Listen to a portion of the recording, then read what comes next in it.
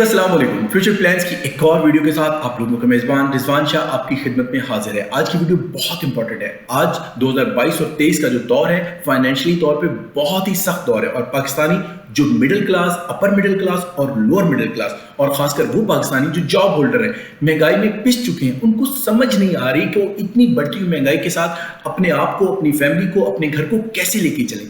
उनके पास कोई तरीका नहीं है, मसाइल को हल करने की कोशिश करते हैं तो और बढ़ना शुरू हो जाते हैं। आज की वीडियो में मैं आपको बताऊंगा कि आप अपने इन मसाइल को कैसे बेहतर अंदाज में डील कर सकते हैं। यकीनी तौर पे मेरे पास कोई जादू की छड़ी नहीं है, लेकिन बाज़ वक़्त हम जब मसाइल को सही तरीके से हल नहीं कर रहे होते तो वो मसाइल और बढ़ते हैं। जब आप मसाइल को सही तरीके से हल करते हैं तो आपके काबू में आना शुरू हो जाते हैं। बिल्कुल इसी तरह जैसे आपकी गाड़ी या बाइक का टायर पंचर होता है तो आप उस पंचर को वक्त पे लगा लें तो यकीन करें वहीं पे मसला हल हो जाता है। लेकिन अगर आप उसको वक्त पे नहीं लगाएंगे तो बाज़ वक़्त आपको पूरा टायर चेंज करना पड़ जाता है। इसलिए इसकी नौबत ना आने दें और उससे पहले उसका बेहतर अंदाज में सोल्यूशन निकाल लें। अब वीडियो में आगे बढ़ते हैं, लेकिन आगे बढ़ने से पहले मैं चाहूंगा कि आप मेरे चैनल फ्यूचर प्लान्स को सब्सक्राइब करें, क्योंकि फ्यूचर प्लान्स के अंदर हम आप लोगों की बुनियादी चीज़ें, चाहे वो आपके बच्चों की तरबियत है, उनकी स्कूलिंग है, उनकी कैरियर है, जॉब है, बिजनेस है और आपकी लाइफ की जो सोशल इश्यूज हैं उनको कैसे प्रोडक्टिव वे में सॉल्व कर सकते हैं, डिस्कस करते हैं। तो आई होप आपको ये टॉपिक्स अच्छे लगेंगे, आप इस चैनल को सब्सक्राइब करेंगे। अब बढ़ते हैं आज की वीडियो की तरफ।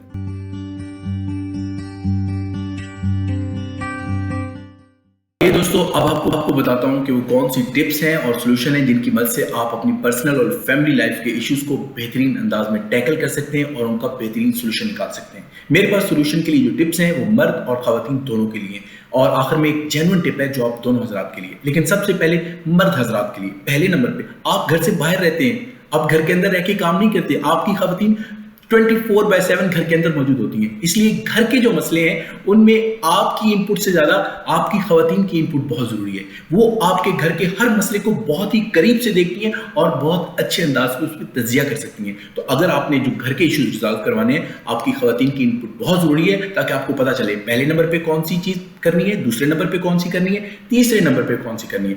नंबर 2, मर्द हजरात समझते हैं कि वो बाहर काम करके हैं, अब वो और चीजों को डील नहीं कर सकते, उनके अंदर बर्दाश्त की कमी हो जाती है और वो बहुत इरिटेट होते हैं जब उनसे कोई बात करता है, जब वो जॉब से वापस घर आते हैं।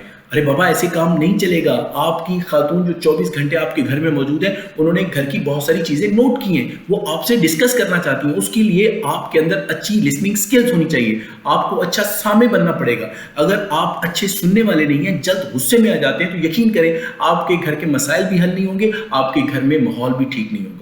क्योंकि खातून जो पूरा दिन मसलों को देखती है, आपसे डिस्कस करके उसका सोल्यूशन निकालना चाहती है और आप जब जवाब में ये कहते हैं कि मेरे पास टाइम नहीं है, अभी मुझे तंग ना करो, तो आपकी लाइफ झंड हो जाएगी, बहुत मुश्किल हो जाएगी। ऐसा मत करें। अपने आप को अच्छी लिसनिंग स्किल्स अपने अंदर डेवलप करें, अपनी खवातीन को सुने ताकि आप अपने मसाइल को बेहतर अंदाज में डील कर सकें। अब जो चीज़ें मैं डिस्कस करने जा रहा हूँ वो अपनी खवातीन बहनों से करने जा रहा हूँ। यकीनी तौर पे आप जो मसाइल अपने मर्द हजरात से डिस्कस करती हैं, अपने हस्बैंड से डिस्कस करती हैं, आप उनको सोल्यूशन निकालना चाहती हैं, तो याद रखिएगा, जब आप किसी को टेंशन देते हैं, जब आप किसी को बेचैन कर देते हैं, जब आप किसी को तकलीफ देते हैं, तो उसके बाद जो सोल्यूशन निकलता है वो अच्छा सोल्यूशन नहीं होता। अच्छा सोल्यूशन तभी निकल पाता है जब आप किसी को रिलैक्स माहौल देते हैं। अगर आप मर्दों को रिलैक्स माहौल नहीं देंगे, घर के अंदर शांति से चीज़ों को डिस्कस नहीं करेंगे और एक टेंशन वाली कैफियत में उनसे मामला डिस्कस करेंगे, तो आपके मर्द उस काम का सोल्यूशन नहीं निकाल पाएंगे।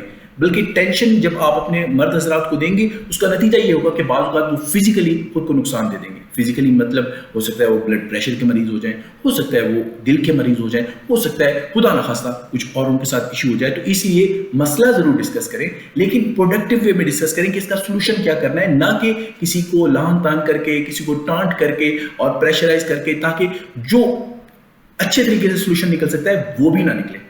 ये बिल्कुल वैसे ही है, अगर आप क्रिकेट देखते हैं तो आपको अंदाजा होगा कि क्रिकेट में अगर जो प्लेयर खेल रहा होता है वो बार बार स्कोर बोर्ड की तरफ जो चेज करना होता है, स्कोर उसको देखता रहे, तो उसके ऊपर प्रेशर आना शुरू हो जाता है और वो स्कोर चेज नहीं कर सकता। लेकिन अगर वो जो पार्टनरशिप चल रही होती है वो आपस में एक दूसरे के साथ इंटरलिंक होकर चले, एक दूसरे के साथ कोऑर्डिनेशन के साथ चले, तो स्कोर चाहे जितना मर्जी चाहिए हो, लेकिन जब पार्टनरशिप अच्छी चल रही होती है तो बीच में ऐसा टाइम जरूर आता है कि वो उस पार्टनरशिप को बहुत ही प्रोडक्टिव बना लेते हैं और बड़े से बड़ा टारगेट भी अचीव कर लेते हैं। बिल्कुल इसी तरह मियाँ बीवी जो है उनको ऐसी कोऑर्डिनेशन बनानी है ताकि वो अपने मसाइल का बेहतरीन अंदाज में हल कर सके और बड़े से बड़ा टारगेट, बड़े से बड़ा चैलेंज भी सॉल्व कर सके।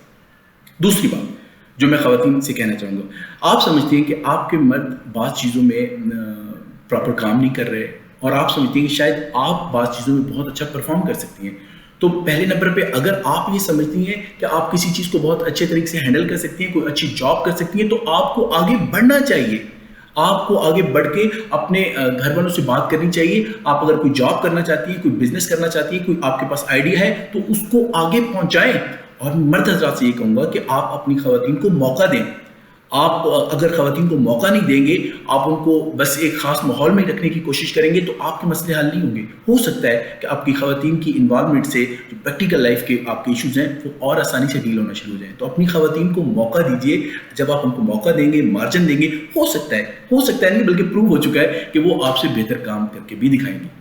तो इसी तरह आप लोग अगर घर में कोऑर्डिनेशन से चलेंगे तो आपके घर का माहौल बेहतर बना रहेगा और उसका अल्टीमेट इम्पैक्ट जो है आपके बच्चों पे आएगा, आपकी फैमिली लाइफ पे आएगा। आप अच्छे अंदाज में आगे बढ़ना शुरू हो जाएंगे। और आखिर में मैंने कहा था आपको एक जेन्युइन टिप दूंगा।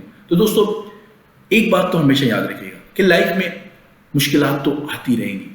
बादशाहों की जिंदगी में मुश्किलात से भरी होती हैं। ऐसा दुनिया में कोई नहीं है जिसकी लाइफ में मसला ना, तो मसले तो आते रहेंगे और इसलिए इनसे घबराना नहीं चाहिए। हम क्योंकि मुसलमान हैं अल्हम्दुलिल्लाह, तो इसलिए घर के अंदर अल्लाह का जिक्र होना चाहिए। कुरान की सूरत में हमारे पास अल्लाह का बेहतरीन जिक्र मौजूद है, तो अपने घर के अंदर कुरान पढ़ा करें।